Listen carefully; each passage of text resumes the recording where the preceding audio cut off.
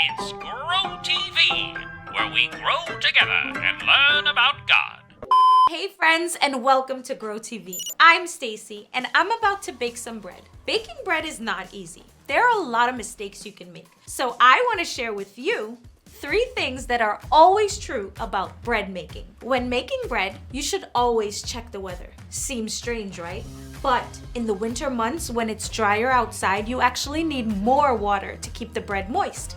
When it's warmer out and more humid, you need less water. So, making bread, always check the weather. 2, when making bread, you need flour. Not that kind of flour, this kind of flour. When dealing with the flour for bread, you should always spoon in the flour instead of dipping the measuring cup. Fill the cup to the top, then use the flat edge to level it off. 3, always bake your bread in a well preheated oven and always ensure the oven's temperature, or else your bread could get burned. And so could you. In fact, don't go anywhere near the oven without asking the right grown-ups for help. What's up, Stacy? Nothing much, just going over some things that are always true about bread making. Oh, saying something is always true is kind of a big deal. Can't say that about much.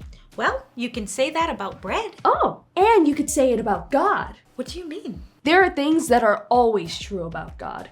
Like, God helps me find what I need. Oh, and God hears my voice. And God guides me when I'm scared. Also, God comforts me. But I feel like we're missing a really important true thing about God. I know, right? It's probably the most obvious one, too. Can you think of a Bible story that might help us maybe? Oh, yes, of course. Let's see. In 2 Kings chapter 2, there's one final story about Elijah. Elijah was a prophet who received and shared special messages from God with others, right? Right, and God had a special plan for Elijah. God was going to take Elijah up to heaven. Whoa, say what? Like beam him up style? Well, you'll see.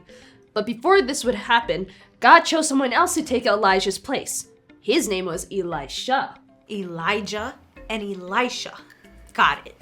Elijah taught Elisha what it meant to be God's messenger. Then the day arrived when God would take Elijah up to heaven. Maybe it was like one of those hooks that pulls people off a stage? No. So before he left, Elijah told Elisha to stay in one place. But Elisha did not want to leave Elijah. So they traveled together. When they got to the Jordan River, Elijah rolled up his coat and hit the water with it. God split the water and they walked across the river on dry ground. Not the first time in the Bible that has happened. No, it wasn't. Once they got to the other side, Elisha asked Elijah for something big. In 2 Kings 2:9, it says, when they had crossed, Elijah said to Elisha, "Tell me, what can I do for you before I am taken from you? Let me inherit a double portion of your spirit," Elisha replied. Yeah, I don't really know what that means, but sounds serious. It meant he wanted twice as much of the power and blessings that God gave Elijah. Elijah said, "If you see me get taken to heaven by God, then you will get what you asked for." Beam him up with the laser light show time. Even cooler, a chariot came out of the sky. But it was not like anything anyone had ever seen before. The chariot and horses were made of fire. Then Elijah went up to heaven in a whirlwind. What? This is cooler than a laser light show. I've never said that before. It was just as God promised, and Elisha saw the whole thing. That means he gets what he asked for, right? Right, but he wanted to see. So Elisha picked up Elijah's coat that fell to the ground. He went back to the Jordan River and hit the water with the coat, and God split the waters just like before.